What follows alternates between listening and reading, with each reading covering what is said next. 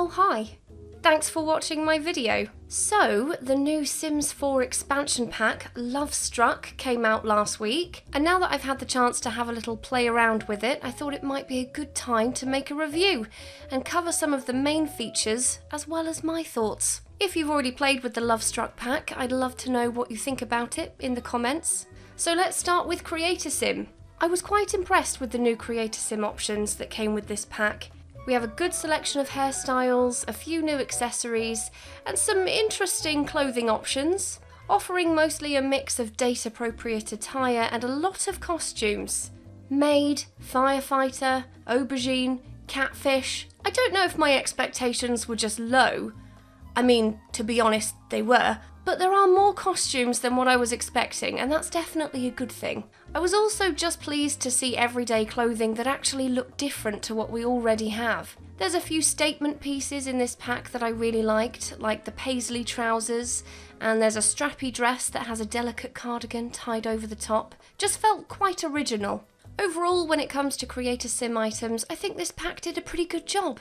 We have two new lifetime aspirations, Paragon Partner and Romantic Explorer. Although, having played with both of them, I can say that they aren't really lifetime aspirations. Both can be completed quite quickly. Paragon Partner has just one stage, so I finished that one in about 20 minutes. And Romantic Explorer has 3 stages, and that one took about an hour. But I suppose it functions as an easy way to rack up those aspiration points. We also got 2 new traits, Love Bug, which means your Sims can get swept up in the romance and fall in love easily, and the second trait is Romantically Reserved, which makes building relationships a bit slower for your Sims as they'd rather take their time to make solid connections. There's also a new feature which allows you to choose your Sims' turn-offs and turn-ons, kind of like the existing system we had from Growing Together to determine compatibility. In this section, you can choose what your Sims are attracted to. You can select physical attributes like hair colour, lifestyle options like what skills they have, how much money they have, and there's actually quite a lot of customization available in this section. There's a section that's focused on love language where you can choose how your Sims like to be loved, like being affectionate, woohoo, or giving gifts. And in Creator Sim, if you make a couple, you can choose their romance dynamic, which I'll talk about a bit more later, but for now, that's Creator Sim in a nutshell. Moving on to Build and Buy. The Build and Buy items for this pack are very vibrant and colourful, which I always like to see. A lot of the items feel very reminiscent of The Sims 1 and 2, like the animal print wallpapers, the bear rug, and the love bed, which I'll get onto in a minute. Generally though, a good mix of items. I thought this was quite a decor-heavy pack. There's loads of wall decor items, plants, and some clutter items. We do also have some new versions of existing objects, like a new food stand, guitar, swing set, gym equipment, and a few new bars. One of which being this rounded bar, which is now my favourite bar in the game. In terms of new gameplay objects, the main items on offer here are quite limited. We have the picnic blankets, which can be used to share picnics, watch clouds, snuggle and woohoo. This bear rug, which feels very Sims 1 busting out, which can also be used for woohoo. This closet, again, woohoo. Although I don't really know what makes this closet different from the other closets we can already woohoo in, but there we go. The iconic vibrating love bed finally makes a return, and yes, it does vibrate. This card game, which has a family-friendly and woohoo-themed option. Having played with this a few times, I will say that it's a really useful object for building relationships. And the woohoo game always gets my Sims in a flirty mood. And finally, the costume trunk, which Sims can use to change into confident, playful, or flirty costumes. If your Sim gets dressed up, they will be in whichever mood you've chosen. And one funny thing I noticed when playing around with this is that the name for woohoo kept changing depending on what costume your Sim was wearing. So you could sweep with another Sim if you were a maid, or bring it on with another Sim if you were a cheerleader, which was a cheeky little feature that I really appreciated. This is the type of tongue-in-cheek humour we needed in The Sims 4. We also have a new lot trait, Singles Hangout, which will attract available Sims to the lot. making it the perfect spot to make a connection. Overall, for build and buy, I thought the items themselves were really nice. I can definitely see myself using them in several builds. The only thing that bothers me, and I haven't said this in previous expansion reviews, but I do think it applies across the board. If the items are for an expansion pack, I think that there should be enough build and buy to furnish a house, even if it's just one of a certain item. I know a romance pack doesn't have anything to do with kitchens, but I do think it should be standard that every expansion pack has at least one new set of the basics to furnish a home, even just for the aesthetics of being able to have a cohesive theme through your Sims house. So that would be my criticism for build and buy. The items that you do have are very pretty, very well made and detailed. There just isn't enough of them, in my opinion. So that's Create a Sim and Build and Buy. Now let's talk about the new world, the City of Love. If I'm being honest, I didn't think the world was that great. We have 3 neighbourhoods with a total of 13 lots, which is about the standard for an expansion. It's more on the smaller side, but my main issue with it is that there just isn't much to do here. The world doesn't offer much more than what we already have in other packs. There's a lounge and a nightclub, both of which are beautifully decorated, but you can find lots of beautifully decorated lounges and nightclubs on the gallery. There's also a park and a gym, which again are nice spots, and the seating area in the park is really pretty, but just not really anything new. There are 8 new residential lots, including 2 penthouses and 1 new vacation rental. In terms of the surrounding areas, there's some stuff to do, but most of it you've probably seen already in some form or another. There's a walking trail next to the park, one of many walking trails that we have in the game. There's a motel rabbit hole, which functions as a woohoo location, a lover's wall, which you can view, and a wishing well, which your Sims can use to either make a wish or try and steal coins. There really isn't much to say about the world. It's pretty enough, like most Sims 4 worlds are, but there is a lot of set dressing and not really much else. And it's a shame really, because with a pack like this, there could have been so much more. There's a river that runs down the side of one of the neighbourhoods, and there's a lake in the walking trail area. Either of these would have been a great spot to maybe add rowboats that Sims could use as a couple, like they do in the romantic movies. Even if it was just another animation you could watch Sims do, it would still be something new at least. Or even in the walking trail area, there's a few flower bushes dotted around, but they could have taken this to the next level and landscaped it to be way more romance themed, with loads of reds and pinks and a heart-shaped arch that Sims could go under when they go on a romantic walk. I don't know. Just seems like a lot of missed potential to me. But there we go, that's the world.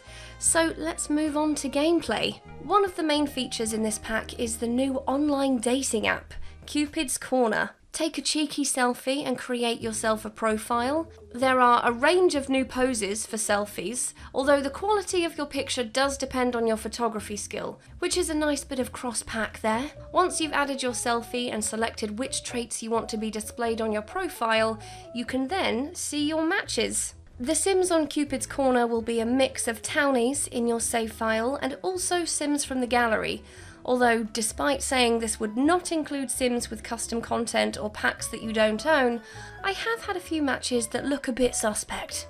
You can add Sims you like the look of to your saved tab, you can add them to your contacts list, or you can get a date started there and then. Which takes me to the second main feature of this pack, the Create a Date system. So you can now customize the type of date you go on with other Sims.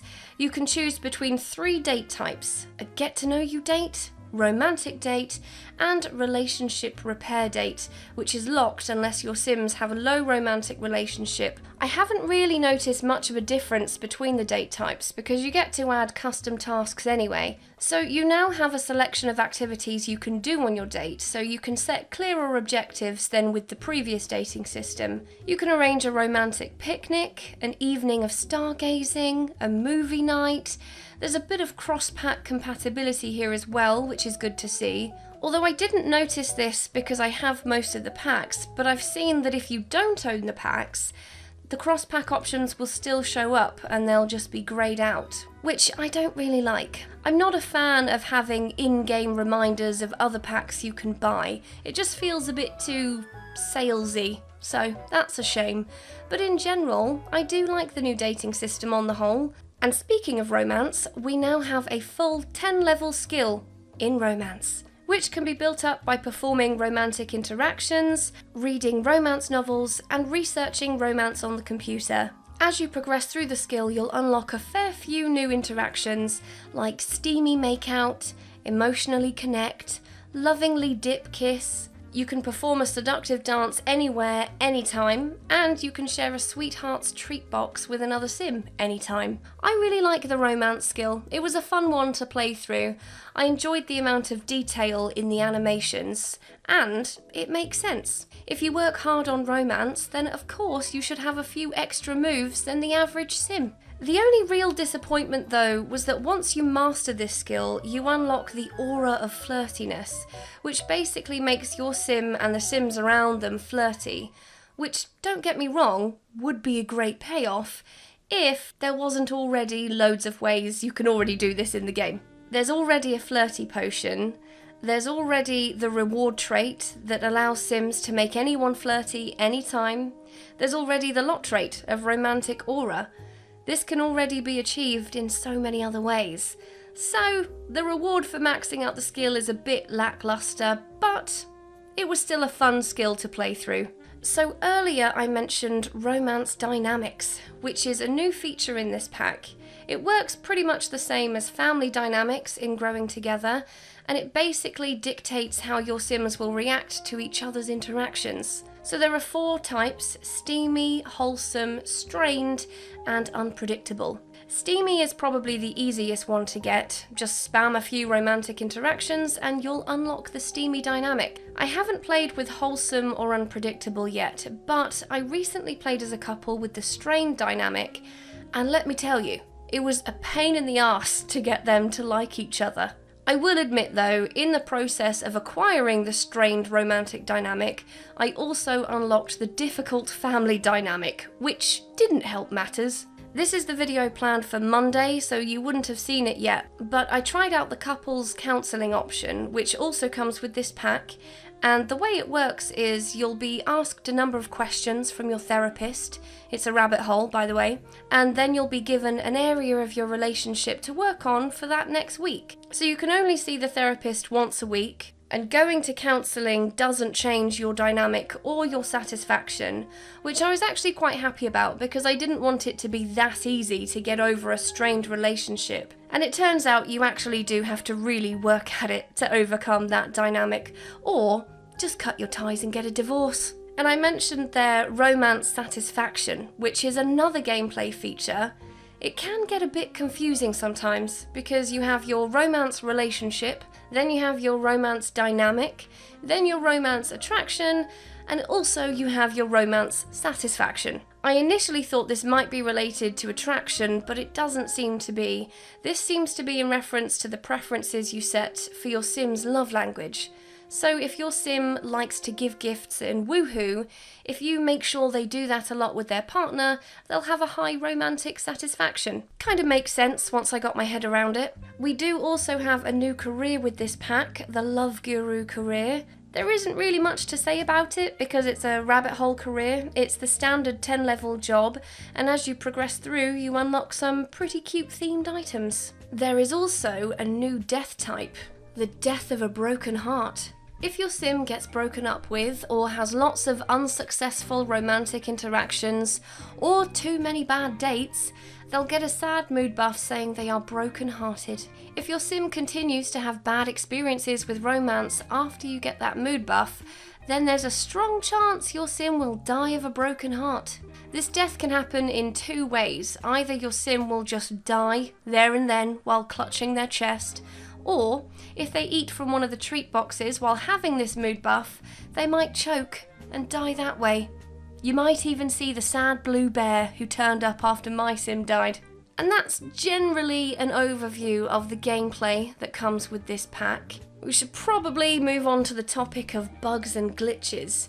There was just one issue I encountered, but I encountered it several times while playing with this pack. I kept finding that my social wheel was limited, so I wouldn't get the option to perform most social interactions, and instead only had the option to give different types of gifts. This made it almost impossible to complete date objectives, and even just building up any type of relationship with another sim. I did find that after going into Create a Sim and back, I managed to get it working again, but really this isn't something you would expect when playing with a brand new pack. I don't know for certain if this happened as a result of the pack being glitchy or if it was because of the update, but it did dampen the enjoyment for me. I haven't seen anyone else have this issue, so it's not a given that you would have this issue, but it did happen when I had all my mods and CC disabled, so hopefully that can be fixed soon. Overall, I had fun playing with this pack. It felt very nostalgic to have my Sims behave in a similarly cheeky way that they did back in The Sims 1 and 2. A few personal highlights being the seductive dance and the new dating system, and of course the vibrating love bed. The gameplay introduced in this pack is useful, and I can see myself using it in so many of my storylines. That being said, I don't think there is enough here to justify this being an expansion pack. It definitely feels more like a game pack. I managed to play through pretty much everything this pack has to offer in the space of just a few hours, and it took about twice as long to play through Werewolves or Realm of Magic. The theme of this pack is very much up my alley when it comes to my gameplay style, so if you like to play through dramatic storylines like I do, you probably would enjoy this expansion pack, but I would recommend waiting until it's on sale, preferably half price. So that's what I think. I would love to know your opinion in the comments, so feel free to let me know. And on that note, I think I'm going to end this video here. Thanks for watching, I hope you enjoyed it. If you did, please like and subscribe, you know I love it when you do that. And I'll see you in the next video. Bye bye!